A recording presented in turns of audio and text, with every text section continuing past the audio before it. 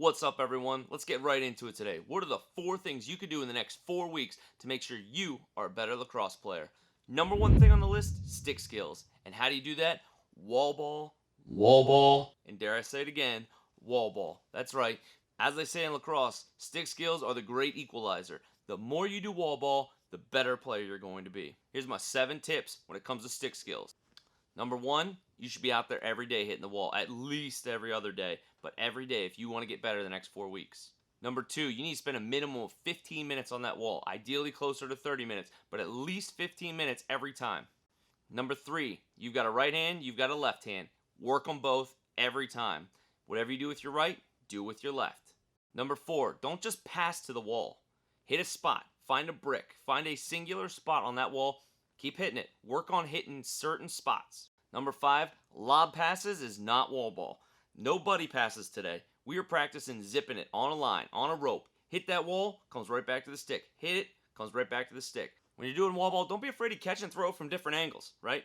In a game, it's not always perfect. We're not always catching up here at 12 o'clock. Sometimes you got to catch down low, 6 o'clock, right? 3 o'clock, 9 o'clock, whatever. Change it up, go around the clock, make sure you're catching in different locations, you're throwing from different locations. And lastly, wall ball is a workout. It is a routine. You need to make sure you're sweating at the end of these. If you're not sweating at the end of wall ball, you're probably not doing it hard enough.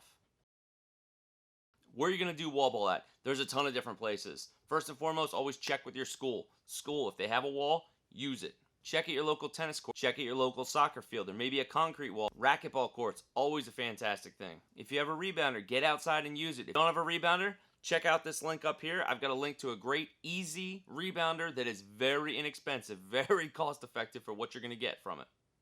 Lastly, it could be a friend. It could be a parent, right? Somebody with a baseball glove, catching and throwing. They don't have to have a lacrosse stick. Anything you can do to get reps with your stick, that is the number 1 way you could become a better lacrosse player in 4 weeks. The next best thing you could do over these next 4 weeks is strength and conditioning. Working on building that functional muscle strength and working on the ability to run and recover. When it comes to strength, I'm not talking anything crazy. You don't need to hit the gym. You don't need to hit the beach muscles, bulking up. Hey, how you doing? No. We're talking about functional strength. Burpees, push-ups, tricep dips, squats, lunges, planks, pull-ups. Those are all great body weight exercises. As long as you're pushing and pulling your body, you're going to get stronger. You need to have a great combination of both endurance running, long distances, and your sprints. What I recommend is sprints are about 50% of your conditioning. You need to do sprints on flat land, you can do hills, you can do stadium steps. 25% of the time, I'd say worry about your long distance. You don't need to go 5 miles. I'm not talking long distance. I'm talking 3 miles, 2 miles. You don't really need to go much more than that to be a lacrosse player. The last 25%, and maybe it probably should be a little bit higher, is combining sprints and distance running together. Something like a fartlek training. Google it. It's a very good exercise for you to work on your sprints as well as active recovery. Being able to recover, start breathing again while you're jogging. Just a quick caveat, I am not a medical professional. These are just simply my recommendations, and if you're looking to start a new training program, seek out some professional. If you're finding value with these first 2 tips and the next 2 that are coming up, please smash that like button. Alright, we came at you with 1 and 2, stick work, strength and conditioning. Now the number 3, agility and footwork. This is the game that they call the fastest game on 2 feet. But what they don't tell you, it is not the fastest game in 2 feet in a straight line. You need to be able to go left, you need to be able to go right, you need to be able to do all of that in a moment's notice. The fastest game on 2 feet in any direction. How do we work on that? The best way to do it, some agility ladders. There are fantastic agility drills out there everywhere. Search them. Down below, I'll put a link to my favorite agility ladder. Jump rope, another great activity. Very easy to do at home. There's all kinds of jump rope exercises. I'll throw a link to a jump rope down below for you. And lastly, agility cone drills. If you don't have some small cones, I'll throw a link for that too. Go find some agility drills. A T drill, a 3-cone drill. In and out, okay? Getting out to a cone, getting back. These are the things you can work on, and your footwork can drastically improve. It can drastically improve if you work on it for just 4 weeks. When it comes to lacrosse, you don't have to be the biggest, you don't have to be the fastest, you don't have to be the strongest.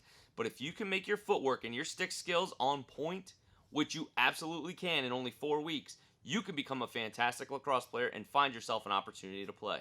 Last but not least, number 4 on our list is academics. That's right, you heard me, academics. Now is the time. I'll say that again. Now is the time. Now is the time. Now's the time to get into a fantastic habit of getting your homework done, making sure you have time for practice.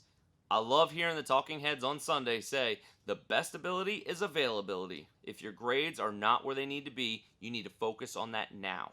You need to build yourself a routine where you can go to practice and you can get all your schoolwork done. But odds are we're probably not going to the PLL, and the other odds are if we go to the PLL, we still need to use our brains. So make sure your academics are where they need to be. There we are. There's your 4 things to get better in 4 weeks. Stick work, strength and conditioning, footwork, agility, and lastly, your academics. Focus on those 4 things. Make these next 4 weeks count. You're going to find yourself an opportunity to play on that lacrosse field. Hopefully you enjoyed it. If you did, please hit that subscribe button down below. And as we say around here, don't forget the little things. Number 3 in our... How's my tilt game? My tilt... Do it in a moment...